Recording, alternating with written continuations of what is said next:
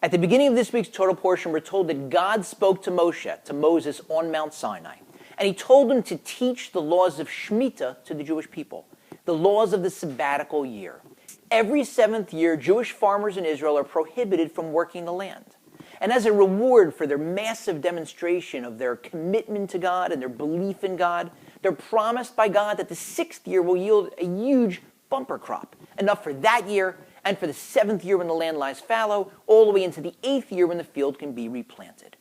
The commentators tell us that the reason that the Shemitah laws are singled out as being taught to Moshe on Mount Sinai is to teach us that just as God taught Moshe all the laws of Shemitah, all the generalities and all the specifics, all the details on Mount Sinai, so too he taught Moshe all the details of all of the laws while Moshe was on the mountain.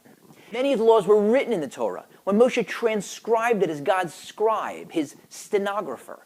But many other laws and details were given to Moshe by God orally. And then they were passed on by Moshe to the Jewish people, and then from one generation to the next orally for about 1,500 years until the Mishnah was written to make sure that the oral law wouldn't be forgotten.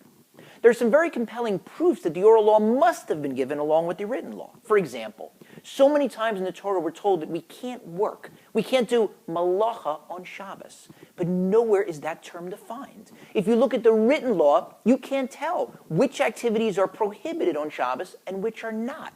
The oral law comes and tells us which are prohibited and which aren't. Similarly, we're told in the paragraph about the Shema that you should bind them as a sign upon your hand, and they should be totafos between your eyes. What does that mean? The oral law tells us it means to fill in. Black boxes with black straps with passages of the Torah written inside the boxes, worn on the bicep and on the head by men during the morning prayers.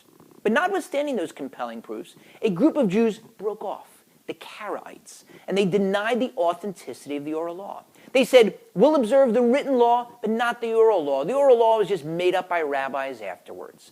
And so in an extreme example of the dichotomy, the Karaites would sit in their homes on Shabbos in the dark eating cold food. Because they said the written Torah says you can't kindle a flame on Shabbos. So we can't have any fire on Shabbos. We said back to them, no, you're wrong. As the oral law explains, you can't light a fire on Shabbos, but if you light it beforehand, it can continue to burn and you can continue to use and enjoy it. So to this day, we eat Cholent on Shabbos, not just because it's tasty, but to send a message to the Karaites and anyone else who would deny the authenticity of the oral law. A message that you're wrong. And so we put that Cholent in the pot on the eve of Shabbos, we plug that crock pot in, and it stays on, and we eat that hot food Shabbos afternoon to send that message.